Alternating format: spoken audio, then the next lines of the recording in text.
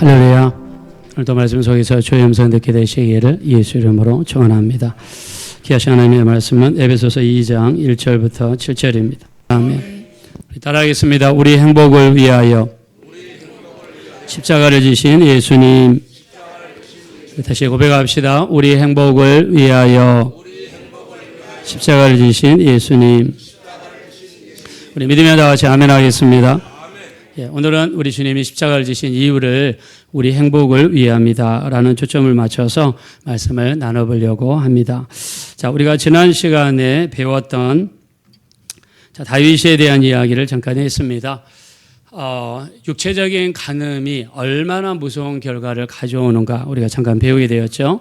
다윗이 이 궁궐을 떠나서 피난을 가게 됩니다. 사울 왕의 친족이었던 시므이라고 하는 사람이 다윗을 따라오면서 돌을 던지고 먼지를 날리면서 저주를 했습니다. 그 입에서 나온 말은 사악한 자여 피를 흘린 자여 가거라 가거라 하면서 이렇게 핍박을 받았습니다. 자, 다윗은 한 나라의 왕이죠. 자, 왕이면 그 나라의 가장 높은 사람이죠. 자, 근데 그 왕이 이런 체면이 구기는 정도가 아니라 심히 인격적인 모독을 당하는 이런 일이 벌어졌습니다. 자, 성경에서는 그 원인을 이렇게 이야기하죠. 성경에서는 다윗의 간음 때문이다 이야기했습니다. 사람의 욕심은 끝이 없습니다. 다윗은 아내가 8명이었어요. 자, 그럼에도 불구하고 밧세바를 간음을 했습니다. 자, 그리고 완전 범죄를 노리기 위해서 밧세바의 남편이었던 우리아 장군을 전쟁터에서 죽게 만들었습니다. 이 사건 때문에 나단 선지자의 경고가 들려왔죠. 하나님의 심판이 임했습니다. 자, 우리가 죄를 지으면요, 하나님의 심판이 들려오는 것은 축복입니다. 왜요? 이 땅에서 회개할 수 있는 기회를 갖는 것이 회개하지 않고 죽어서 우리가 영적으로 가는 것보다 훨씬 낫기 때문이죠. 다윗은요, 선지자의 경고를 받아들였습니다. 자, 근데 다윗의 이 범죄 한번 넘겨주시겠습니까? 다윗의 범죄의 결과가 무섭게 나타났습니다. 자식들 간의 칼부림이 일어났습니다. 여기 누워가지고 하늘을 쳐다보고 있는 이 사람은 큰아들이에요, 큰아들. 셋째 아들 압살롬이 형 집에 자객을 보내서 형을 이렇게 죽였습니다. 왜 그랬을까요? 여러 가지 이유가 있겠죠. 자기가 왕이 되려고 하는 욕심이 있었기 때문입니다. 셋째 아들은 아버지 후궁 10명을 욕보였습니다. 아버지는 도망가기에 급급해서 신발을 신을 여유조차 없었다고 했어요. 그리고 도망을 갔습니다.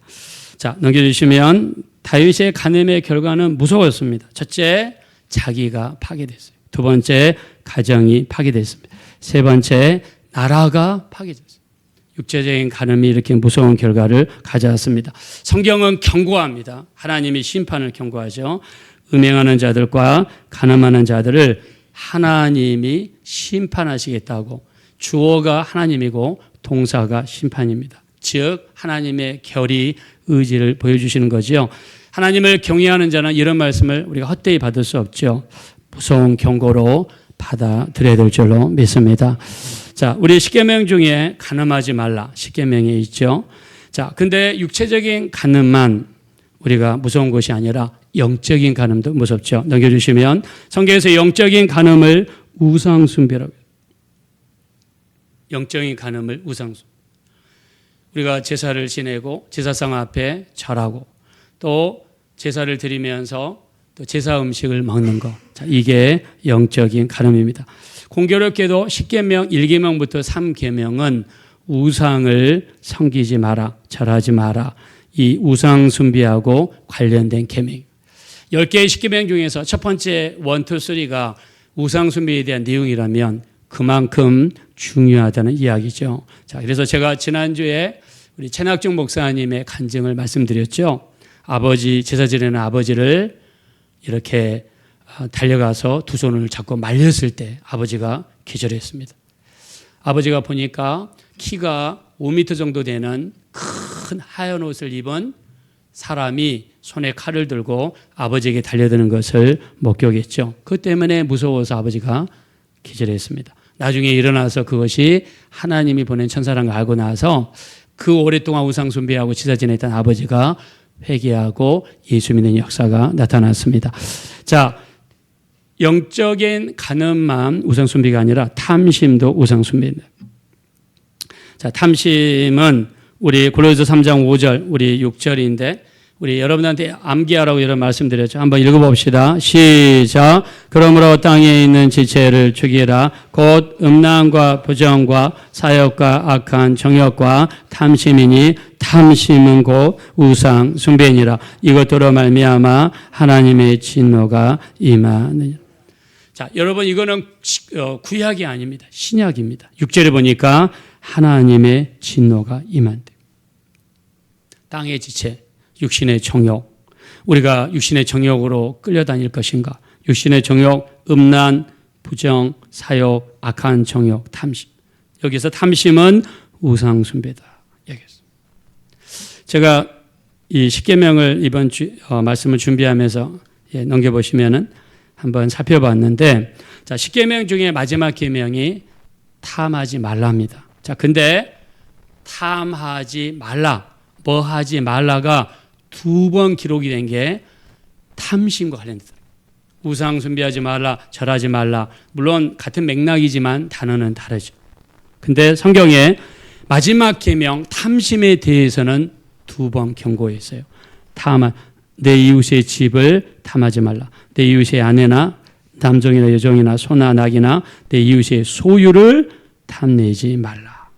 자, 탐내지 말라, 탐하지 말라. 이 탐내지 말라에 대해서 유일하게 2번 언급한 계명이 10번째 계명. 탐심은 우상숭배. 이걸로 말미암아 하나님의 진노가 임할 수 있다는 것입니다. 그래서 우리 마음속에 탐심이 있다면 내가 가진 것보다 더 많이 가지려고 그러고 내가 남의 것을 탐하고 내가 더 이렇게 가지려는 그런 마음이 있다면 우리 한번 돌아보셔야 돼요. 혹시 내 마음속에 탐심이 있지는 않은가? 자, 탐심은 하나님의 진노가 임하는 통로라고 성경이 분명히 말씀했습니다. 자, 여러분 뒤에 현수막에 보시면 사순절 기간이라고 표현했습니다. 2월 18일이 지난주 수요일인데 지난주 수요일부터 4월 4일 토요일까지가 사순절입니다. 주일을 빼고 부활절 전 40일 기간을 사순절이라고 합니다. 사순절은 뭐 하는 날이냐? 예수님이 우리를 위해서 고난당하신 그 예수님을 기념하고 묵상하는 절기입니다. 그래서 성도님들에 따라서 어떤 분들은 금식을 하기도 하고요. 또는 작정 기도를 하기도 합니다. 저는 여러분들에게 올해 우리 교회 폐허가 기도와 관련됐기 때문에 여러분들에게 작정 기도를 한번 말씀드리고 싶어요. 작정 기도. 내가 다니엘의 21일 작정 기도도 좋고요. 성령 받았던 10일 기간의 작정 기도도 좋습니다. 작정 기도는 시간을 정하는 거예요. 저희 집사람하고 저는 저녁 9시부터 중보 기도를 시작합니다. 어제 말씀 준비하느라 바빴지만은 9시부터 기도를 했는데 눈 뜨니까 9시 50분까지 같이 중보 기도를 했더라고요. 여러분들 이름 한 사람 이름 불러가면서 여러분 아픈데 또 여러분 이 기도 제목 주신 거 하나하나 합니다. 기도 간절히 해요. 여러분 위해서 기도합니다. 근데 이 중보기도 하다 보니까 느껴진 게 있어요. 마음이 그렇게 뿌듯해요. 기쁨이 있어요. 저는 그것이 주님이 정말 너무 기뻐하는 거다라고 그런 생각이 듭니다. 기쁨이 있어요. 그래서 중보기도는요, 또 여러 번 개인기도 응답받는 직통입니다. 제가 전에 한번 이런 말씀드렸죠. 우리 교회가 이전을 올해 계획을 하는데 우리 교회가 팔려야 이전을 할 수 있습니다. 안 팔리면 못 합니다. 근데 교회를 내놨는데 보러는 교회가 하나도 없어요. 지금 우리나라 대출도 다 막혀가지고 여러분 돈 빌려서 이제 뭘 사는 시대가 지나갔어요. 그러다 보니까 그게 교회한테 영향이 있어가지고 우리 교회를 보러는 교회가 하나도 없어요. 그래서 주님께 기도했습니다. 하나님, 그냥 여기 있기 원하시면 여기 있겠습니다. 뭐 그렇게 큰 욕심 없습니다. 주님이 열어주시면 가겠습니다. 그런 기도하면서 중보기도를 많이 했는데 우리 교회를 사겠다고 제안한 교회가 그동안에 딱 한 교회가 있었는데 그 교회가 우리 교회를 사겠대요. 근데 이 기독교 사이트에 가면 교회를 매매하는 사이트가 있어요. 거기에 수백 교회가 올라와 있는데 제가 교회를 거의 매일 들어가서 봤어요. 다른 교회도. 근데 그 기간 동안에 팔린 교회가 우리 교회밖에 없어요. 우리 교회밖에. 다른 교회는 우리보다 더 먼저 올린 교회는 지금도 있어요. 지금도. 저는 감사했습니다. 하나님이 우리에게 문을 열어주시는 것이라고 믿습니다. 자, 그래서 우리가 이 기도하면은요, 우리가 이 사순절 기간 동안에 작정기도. 사순절은 작정기도하기 너무 좋습니다. 작정기도하면서 반절은 남을 위해 기도하는 거예요. 남을 위해서. 특히 우리 교회를 위해서, 그 다음에 또 목사님을 위해서, 여러분들이 저를 위해서도 기도해 주십시오. 왜냐하면 저도 기도가 필요합니다. 또 여러분들이 조혜정을 위해 기도해 주는 거, 또 여러분이 복을 받을 수 있는 지름길이에요. 기도해 주는 겁니다. 그래서 이 작정기도가 굉장히 힘이 있다. 작정기도가 힘이 있다. 그래서 이 40일, 자 40일이라는 숫자는 성경에 무슨 내용이냐면 고난을 상징합니다. 예수님이 금식하는 기간이 40일이었죠. 이스라엘 백성들이 광야에서 그 낮에는 더운 곳, 밤에는 그 추운 곳에서 견뎠던 기간이 40일입니다. 자, 예수님께서 성령을 부어주시기 전에 이 땅에 계시었던 기간이 또 40일입니다. 40일이라는 기간은 고난을 상징해요. 그래서 이 사순절이라는 말은 40일이라는 뜻을 가지고 있습니다. 이 기간 동안에 우리는 주님의 고난에 동참하는 겁니다. 동참하는 거예요. 어떤 분들은 자기가 먹을 것을 안 먹고 다른 성도님들에게 주십니다. 일부러 전화를 해서 밥을 사주기도 해요. 왜요? 내가 금식하면서 내가 먹지 않는 음식을 다른 성도님들에게 주시는 그런 분들도 있어요. 저는 이런 행위가 주님을 너무 기쁘게 하시는 것입니다. 지난번에 제가 말씀드렸죠. 우리 교회 어떤 집사님이 저한테 양복하라고 돈을 주셨어요. 근데 저는 도저히 못 받겠어요. 너무 정말 못 받겠어요. 그리고 제가 하늘의 상급을 바라본다면 정말 받기가 어려웠어요. 그래서 하나님께 헌금을 하라고 했더니 헌금을 했습니다. 그런데 저는 그 어떤 마음이라든가 그런 어떤 정성을 우리 하나님이 너무 기뻐하신다 이렇게. 근데 그분이 넉넉하냐? 넉넉하지가 않아요. 넉넉하지가 않아요. 그래서 저는 정말 이 성도님들이 주를 위해서 헌신하는 거 너무 귀하고 값지다고 생각합니다. 저도요, 이렇게 이 땅에 있으면서 정말 다 받고 싶은 생각이 없어요. 우리 교회에 이전하는 거요. 우리 교회 이 건물 팔아서는 거의 불가능합니다. 서울 시내에서 우리 교회 이 정도 예배 공간을 가진 단독 건물을 구하면 보통 30억 정도예요. 제가 수년 동안 봤습니다. 보통 30억 정도예요. 소유권을 이전하는데. 근데 우리 교회 재정으로는 거의 힘듭니다. 기도하면서 저는 저희 집을 팔아서 주님께 팔리는 게 안 돼서 이제 전세가 나갔어요. 그래서 그 돈을 이제 주님께 드려서 이제 합쳐가지고 우리가 교회를 이번에 구입을 했습니다. 저도 이렇게 주님 앞에 헌신하는 이유가 정말 하늘에 대한 소망이 있기 때문이죠. 하늘에 대한 소망. 우리 주님이 주시는 상급을 바라보고 하는 거죠. 그래서 이 40인절 기간 동안에는요, 우리의 어떤 헌신과 절제와 기도를 주님께 보이는 것입니다. 그래서 가장 잘할 수 있다면 저는 여러분들한테 작정 기도를 한번 해보시라. 작정 기도. 작정 기도를 해보시면 특별히 이번 사순절 기간 동안 기도 제목을 한 가지에서 세 가지 정도를 정하는 겁니다. 저도 앞으로 어떻게 될지 모릅니다. 저도 나중에 이제 10년, 15년 뒤에 은퇴하겠죠. 주님께 거의 전세금도 거의 집값이랑 비슷하니까 거의 다 드렸으니까 저도 어떻게 살지 모르겠어요. 저도 주님께 다 드렸습니다. 어떻게 살지 모르겠지만 우리가 주의 뜻대로 살고 말씀대로 살고 이렇게 살아가다 보면 하나님께서 반드시 우리 앞걸음을 인도해 주시리라 믿습니다.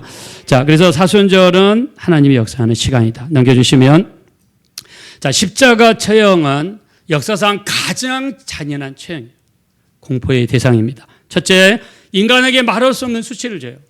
주로 많은 사람들이 다니는 곳에 십자가를 설치하는데 거기에 제수들은 옷을 다 벗어야 돼요. 남자든 여자든 십자가에서 옷을 다 벗어야 돼요. 사람들 앞에 내 온 몸이 벗어졌을 때 얼마나 우리에게 다가오는 수치가 크겠습니까?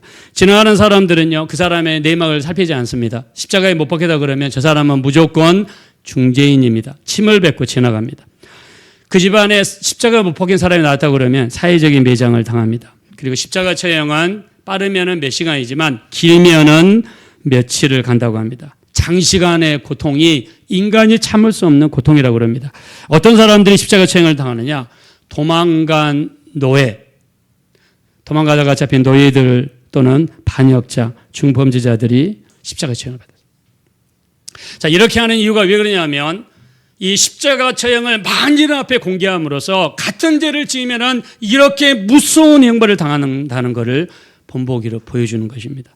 경고의 의미가 있는 것이 십자가 처형이어서. 넘겨주시면 예수님 십자가 옆에는 두 명이 나와 있죠. 마태복음과 마가복음에서는 이 사람들을 강도라 표현했습니다. 누가복음에서는 행악자라고 이렇게 표현을 했죠. 자, 마태 마가를 인용하겠습니다. 강도를 우리가 헬라어로 레스타이, 마태복음 마가복음에 나오는 강도를 헬라어로 레스타이라고 그러는데, 자, 여러분 여기 보시면 단순 강도는 클레프터스라는 헬라어를 쓰는데 중범죄자, 반역자를 쓸 때는 레스타이를 씁니다. 레스타이는 여기 위에 있는 레스타이하고 같은 거죠. 자, 그러면 예수님 십자가 옆에 매달렸던 강도들은 최소한 반역자이든지 중범죄자, 사회적으로 용납할 수 없는 죄를 지은 그런 죄수인 것을 알 수 있습니다. 넘겨주시면 십자가의 처형은 숨이 막혀서 죽는답니다. 숨이 막혀서. 숨을 이렇게 들이마시는 건 할 수 있는데 내맡는 건 못한대요. 이 몸 포지션에 따라서 못한대요. 그러니까는 들숨을 했으면 날숨을 못하고 날숨을 했으면 들숨을 못하고, 그래서 어떻게 하느냐, 다리를 있는 힘을 다해서 다리에다 힘을 딱 주고 서면 숨이 좀 쉬어진대요. 그럼 어디가 아플까요? 다리, 발목이 아프겠죠. 찢어질 듯이. 왜냐하면 거기 못이 박혀 있으니까. 그러면 어깨에다가 힘을 주면서 다리를 좀 씌워주려고 무릎을 구부리면 어디가 아플까요? 이 손목이 찢어질 정도로 아프는 거예요. 숨을 쉬려고. 근데 그게 힘이 빠지면서 피가 빠지면서 질식이 일어나서 죽는 것이 이게 십자가의 처형입니다. 주님이 이런 고통을 2000년 전에 여러분과 나를 위해서 당하셨습니다. 자, 믿으시면 다 같이 아멘 하겠습니다. 자, 이 손과 발목에서 다가오는 찢어지는 고통, 무서운 거죠. 너무 고통스러운 것입니다. 넘겨주시면 사람들의 수치가 있습니다. 지나가면서 사람들이 비웃고 조롱하고 침을 뱉습니다. 주로 십자가는 골고다 언덕은요, 큰 길 옆에 있는 언덕이었다고 합니다. 수많은 사람들이 지나가면서 침을 뱉고 욕을 하는 장소입니다. 또 시신이 죽으면 매장을 해야 되는데 십자가에 처형당한 사람들 매장을 안 한다고 그래요. 짐승의 밥이 되게 한다고 그럽니다. 짐승이 사람의 시신을 뜯어먹도록 놔둔다고 그래요. 이스라엘 사회에서 장례를 하지 않는 것은 그 사람에게 줄 수 있는 최악의 불명예라고 합니다.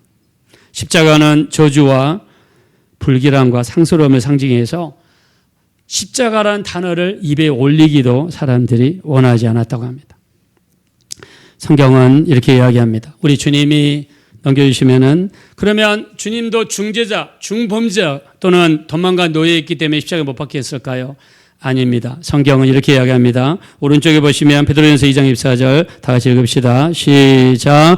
친히 나무에 달려 그 몸으로 우리 죄를 담당하셨으니 이는 우리로 죄에 대하여 죽고 의에 대하여 살게 하려 하심이라. 그가 채찍에 맞음으로 너희는 나음을 얻었나니. 우리 한번 믿으면 다 같이 크게 아멘 합시다.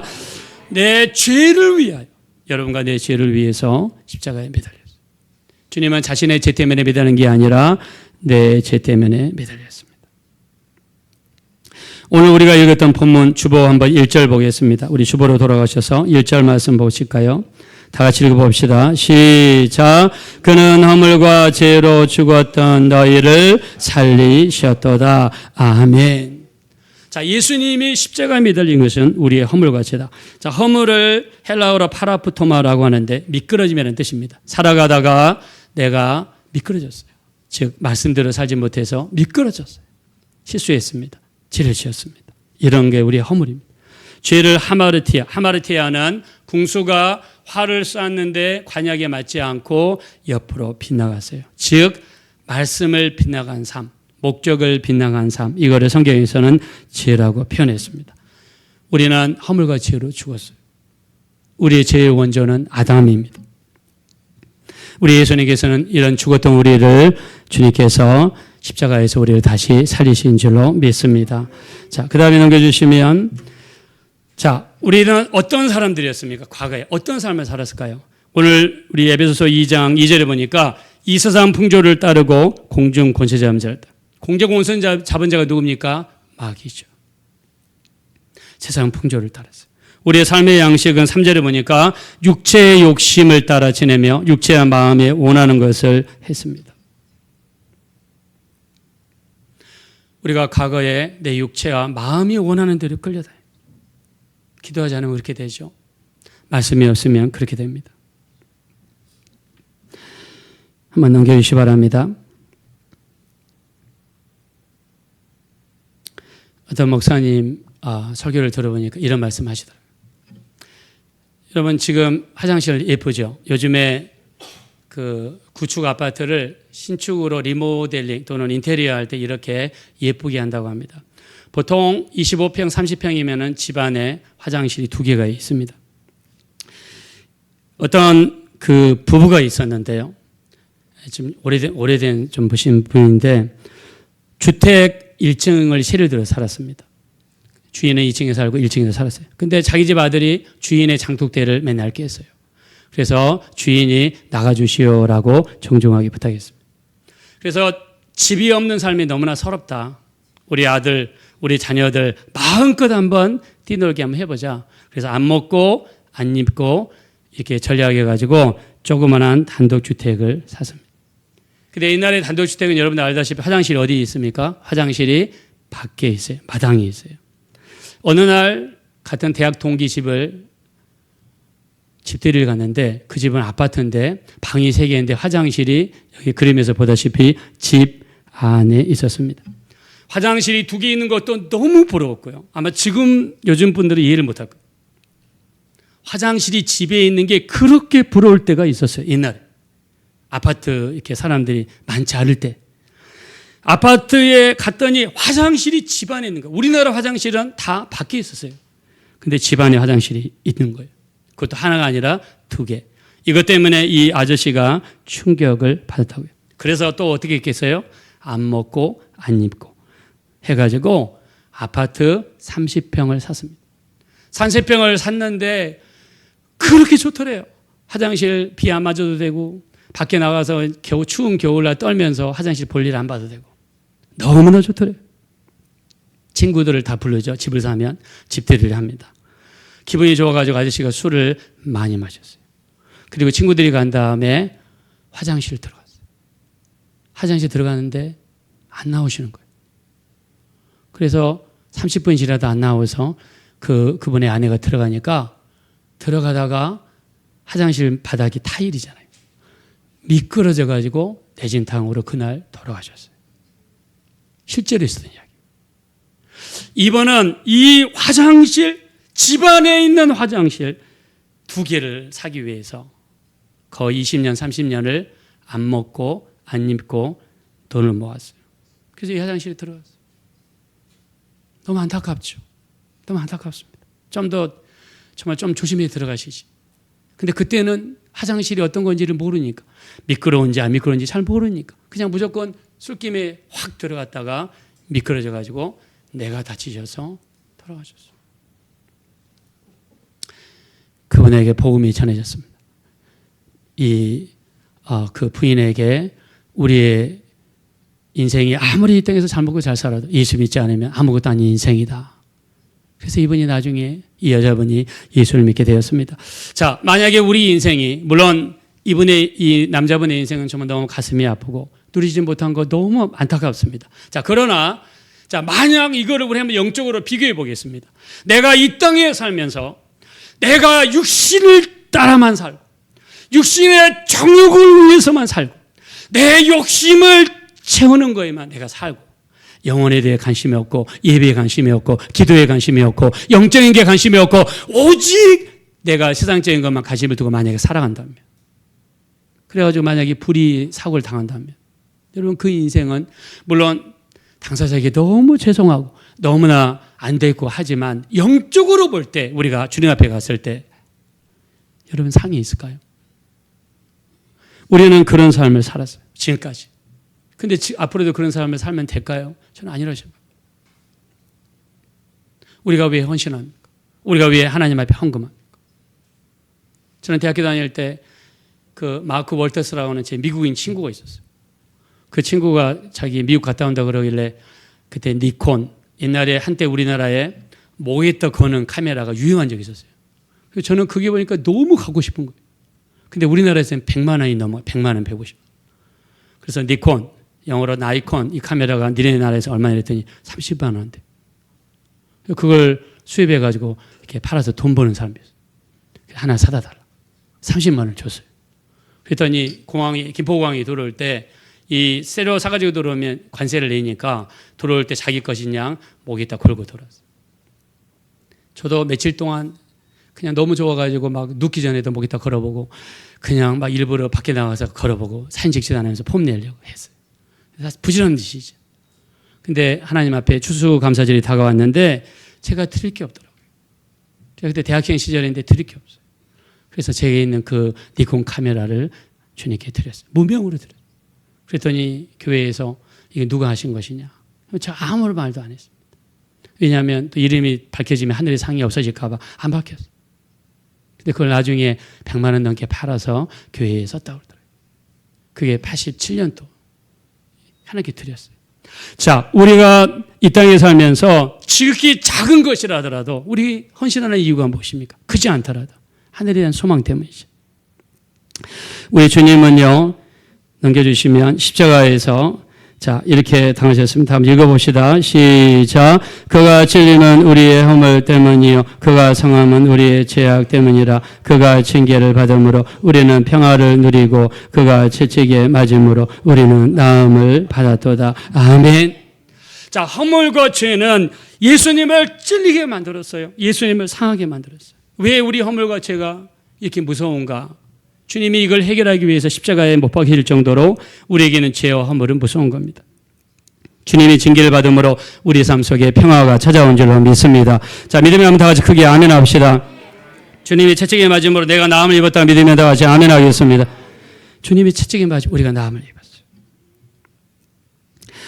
우리 넘겨주시면 우리 주님이 죄를 위해 죽으셨는데 우리 로마서 6장 23절 우리 죄를 지으면 반드시 사람 죽습니다. 반드시 죽어요. 죄의 삭은 사망이요 라고 성경에 분명히 못을 박았습니다. 우리 죄는 사람이 죽어요. 근데 우리가 죄를 지을 때마다 죽을 수는 없잖아요. 그래서 구약시대에 우리 죄를 용서해 주시기 위해서 구약시대에 내가 죽어야 되는데 나 대신에 짐승이 죽었습니다. 자, 그러나 구약시대의 짐승의 피는 우리 죄를 없이 하지 못한다라고 히브리서 10장 4절에 말씀했죠. 그래서 히브리서 10장 12절 오직 그리스도는 우리 죄를 위하여 한 영원한 제사를 드리시고 하나님 보좌 우편에 앉으셨다라고 이야기했습니다. 신약에 와서 내 죄 때문에 예수님이 죽은 걸 믿으면 다 같이 아멘 하겠습니다. 넘겨주시면 사형리에 보면 이런 내용이 나와 있습니다. 우리의 죄는 하나님과 우리 사이를 갈라놓았어요. 하나님께로 갈 수 없습니다. 이게 우리 죄예요. 죄 때문에 하나님께로 갈 수 없어요. 넘겨주시면은 우리는 죄인입니다. 심판받을 수밖에 없는 사람이고 죄 때문에 죽을 수밖에 없는 사람들이었어요. 넘겨주시면 예수님을 들었습니다. 마음속에 믿었습니다. 예수님을 통해서 하나님 아버지 앞에 갈 수 있는 길이 우리에게 열린 줄로 믿습니다. 그분은 우리를 하나님 아버지끼리 인도할 뿐만 아니라 우리의 화평이라고 이야기하십니다. 에베소 2장 14절 15절 한번 다 같이 읽어보실까요? 시작 넘겨주시기 바랍니다. 그는 우리의 화평이신지라 둘로 우리를 만드사 원수된 것 곧 중간에 막힌 담을 자기 육체로 하시고 법조문으로 된 계명의 율법을 폐하셨으니 이는 이 둘로 자기 안에서 또한 세 사람을 지어 화평하게 하시고 아멘. 우리 죄를 성경에서는 담으로 표현했습니다. 여러분, 이 담 때문에 우리는 저쪽으로 못 갑니다. 담이 무너져야지 갈 수 있는 것처럼 예수님이 이 땅에 오셔서 하나님과 우리 사이에 죄의 담을 무너주신 줄로 믿습니다. 자, 그 상징이 무엇입니까? 예수님이 돌아가실 때 뭐가 찢어졌죠? 위에서 아래로 뭐가 찢어졌습니까? 휘장이 찢어졌어요. 휘장. 휘장은 성소와 지성소 사이에 있는 이 죄의 담을 상징하는 거예요.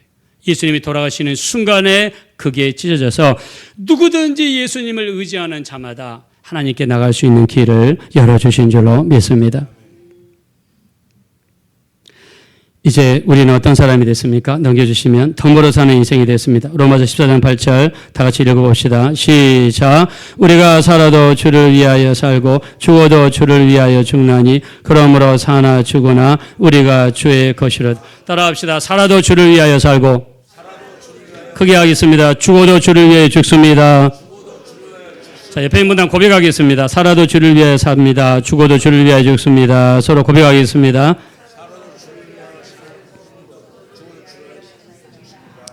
자, 믿으시면 다 같이 아멘 합시다.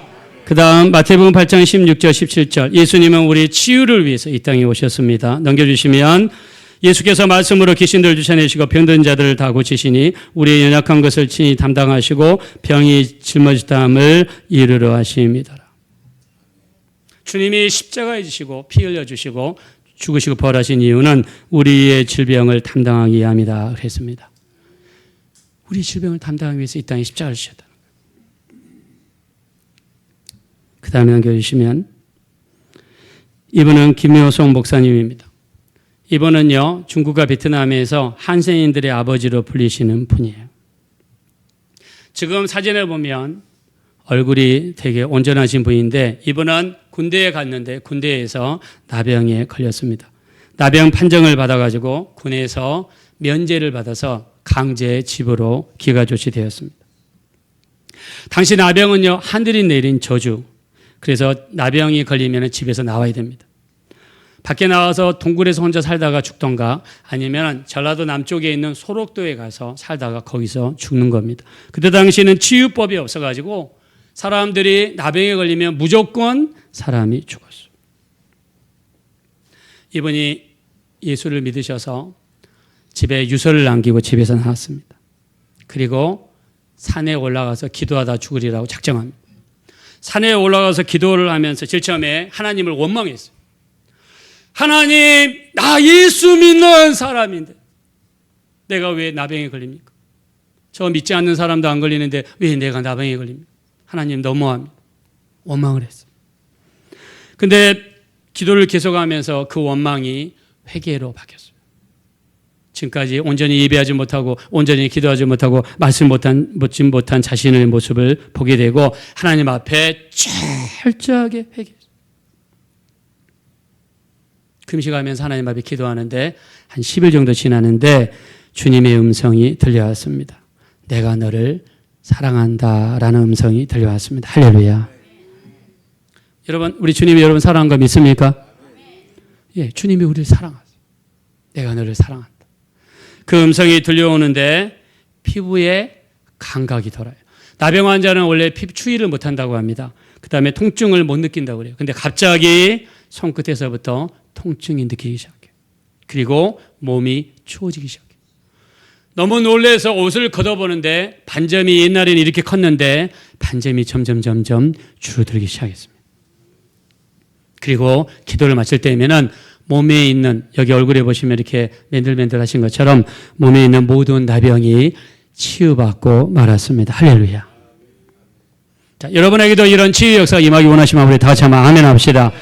우리 주님이 우리 연약한 것을 담당하시고 우리 병을 짊어지신 줄로 믿습니다. 자, 우리가 아멘 할 때 우리 한번 이게 이루어지는 줄로 믿습니다. 우리 주님이 우리를 치유해 주시게 오신 거예요. 이분이 신학교를 갔습니다. 목사님이 됐습니다. 얼굴이 이렇게 잘생기셨죠. 일반 목회를 시작하셨어요. 일반 목회를 하면서 어느 시간이 지나서 기도를 하는데 주님의 음성이 들려왔습니다. 너는 병들었을 때 그 고통과 외로움을 잊었느냐? 내가 너를 고친 것은 너와 같은 처지에 있는 이들을 돌보게 하기 위함이다. 이 음성이 들려왔어요. 여러분, 나병에 걸렸을 때 고통과 애로움이 심하대요. 고통과 애로움이 너무 심하대요. 제가 캐나다에 있을 때 신장결석이 걸렸어요. 아침에 일어나는데 화장실이 너무 가고 싶은 거예요. 근데 화장실에 갔는데 안 나와요. 근데 배는 너무 아파요. 근데 이게 너무 아파오더니 서 있지 못할 정도로 아프더라고요. 그래서 쓰러졌어요. 쓰러진 중에도 창피해서 앰뷸런스에 끌려가니까 추리닝을 입고 위에다가 옷을 정장이 아니라 그래도 창피하지 않게 입었어요. 사람이 참 신기하죠. 자, 근데 병원에 갔어요. 병원에 갔더니 캐나다는요, 병원에 가면 세오라 네오라입니다. 사람이 죽든지 말든지 의사가 안 와요. 왜냐하면 병원비는 공짜고 약값은 공짜인데 사람이 너무 많으니까, 응급실도 사람들이 너무 많으니까 안 오는 거예요. 나중에는 제 몸이 화나가지고 지가 스스로 나왔어요. 나중에 뭐 고친 것도 아무것도 없어요. 나중에 의사 선생님이 와서 그러더라고요. 물을 많이 드세요. 물을 1리터든 2리터든 막 마시래요. 그래서 밥 먹고 1리터, 새참에 1리터, 점심 때 1리터 마셨더니 오후쯤에 이런 돌덩어리가 소변을 통해서 지가 스스로 나오더라고요. 그러니까 그게 이렇게 몸에서 나오는 과정에 이렇게 통증을 일으킨대요. 근데 이 병원에 있는데 이게 그 누워 있는 것도 힘들더라고요. 잠이 모자라면 잠 많이 자고 싶죠. 여러분 잠 매일 많이 자보세요. 누워 있으면 그 고통이에요. 병으로 오랫동안 계시면은 고통과 외로움이 많이 다가온다. 주님이 말씀하십니다. 너는 병들었을 때 그 고통과 외로움을 잊었느냐? 내가 너를 고친 것은 너와 같은 처지에 있는 이들을 돌보게 하기 위함이다. 이분이 소록도에 가서 봉사하고 전도합니다. 그러다가 중국에 가셨어요. 중국에는 이 어떤 성은요, 사람이 이런 말 해서 죄송합니다만 군뱅이처럼 사시는 분들이 많대요.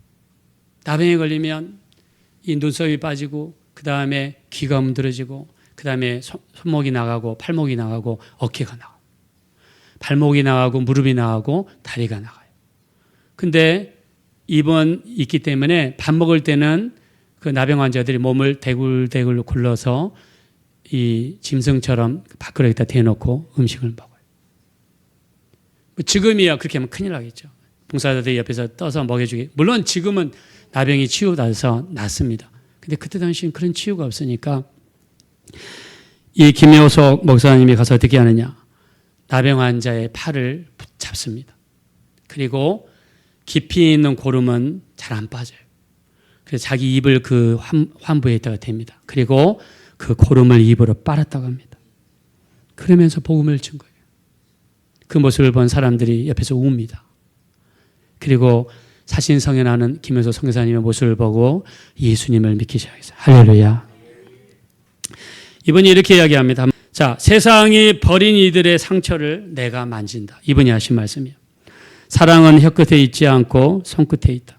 내가 아파봤기에 그들의 아픔이 내 아픔이 되었다. 이분의 말이에요. 이분이 고백한 고백입니다. 저는 두 번째 구절이 굉장히 마음에 와닿았습니다. 사랑은 혀끝에 있지 않고 손끝에 있습니다. 여러분, 우리가 혀끝으로만 사랑하고 있지 않습니까? 여러분, 정말 내가 손끝으로 사랑하는 거예요.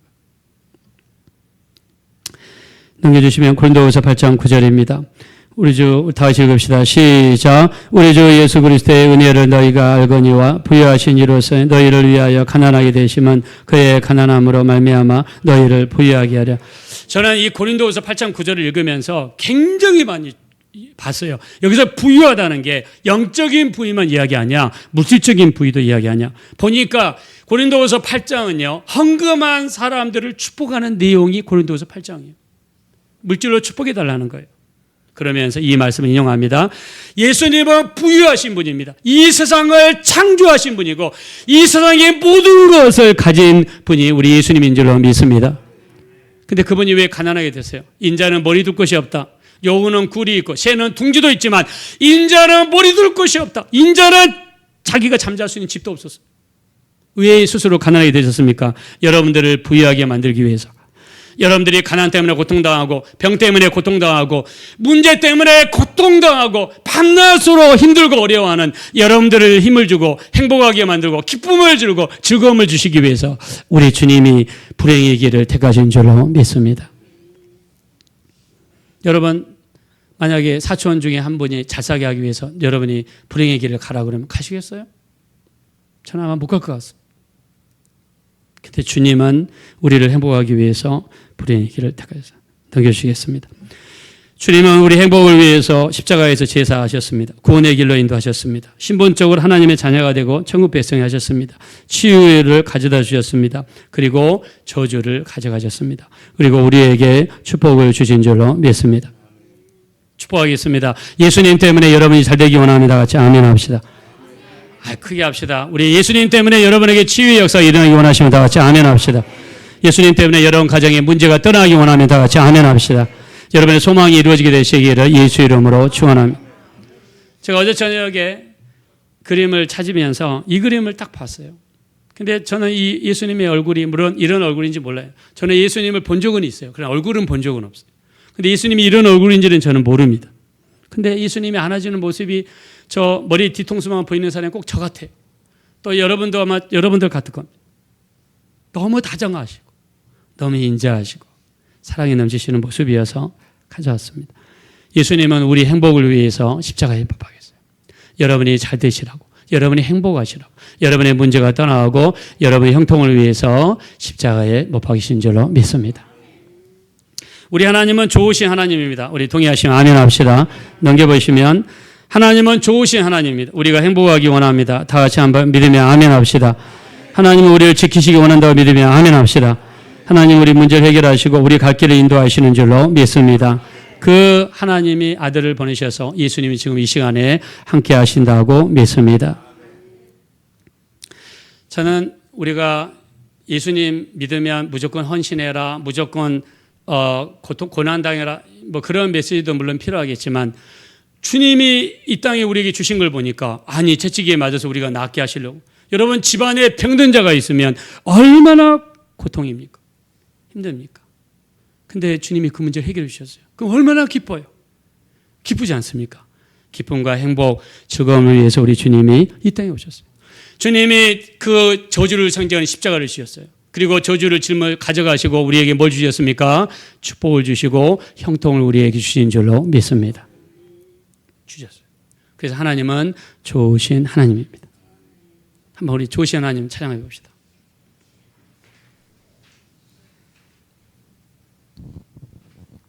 없지만 한번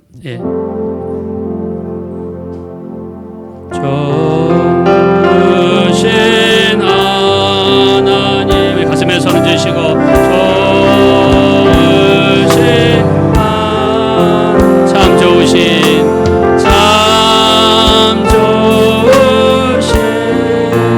나의 하나님 다시 한번 좋으신 하나님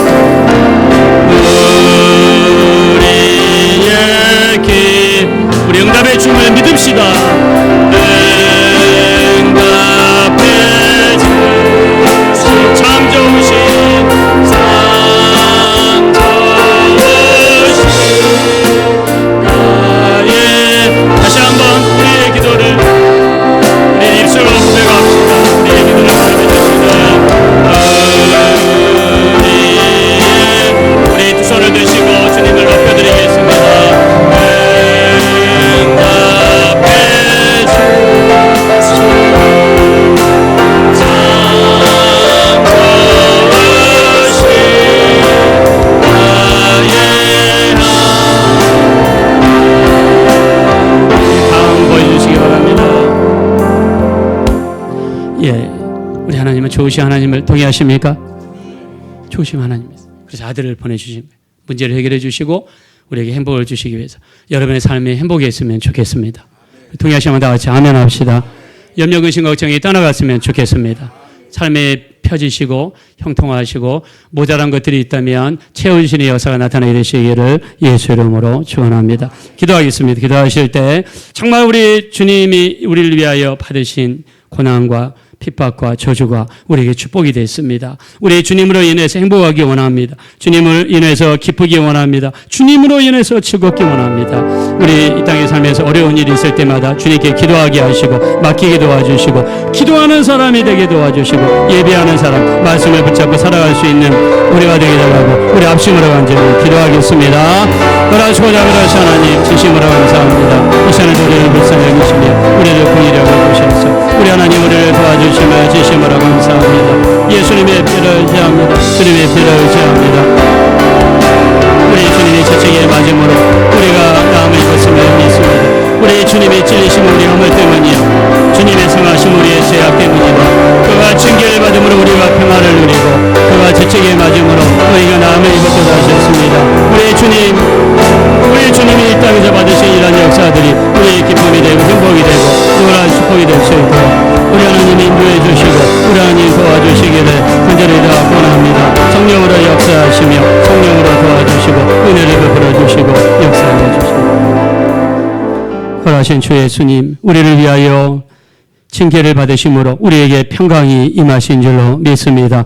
주님의 평강이 우리 삶 속에 차고 넘치게 도와주시어서 우리 속에는 모든 염려 근심이 물러갈 수 있도록 인도하여 주시옵소서. 우리를 넘어지게 만들고 안 되게 만들고 힘들게 만드는 것들이 예수님의 권능 앞에서 물러가게 도와주시옵소서.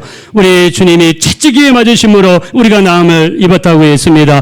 주님의 채찍에 맞으시는 적이 우리 몸에 나타나게 도와주시어서 우리에 있는 질병이 물러가게 도와주시옵시고 우리 가족에 있는 질병이 물러갈 수 있도록 인도하여 주시옵소서. 주님 때문에 행복하기 원합니다. 주님 때문에 즐거워하기 원합니다. 주님 때문에 기뻐하기 원합니다. 좋으신 하나님의 역사가 우리 삶 속에 차고 넘칠 수 있도록 인도하여 주시옵소서. 감사드리며 예수님의 이름으로 기도합니다. 아멘.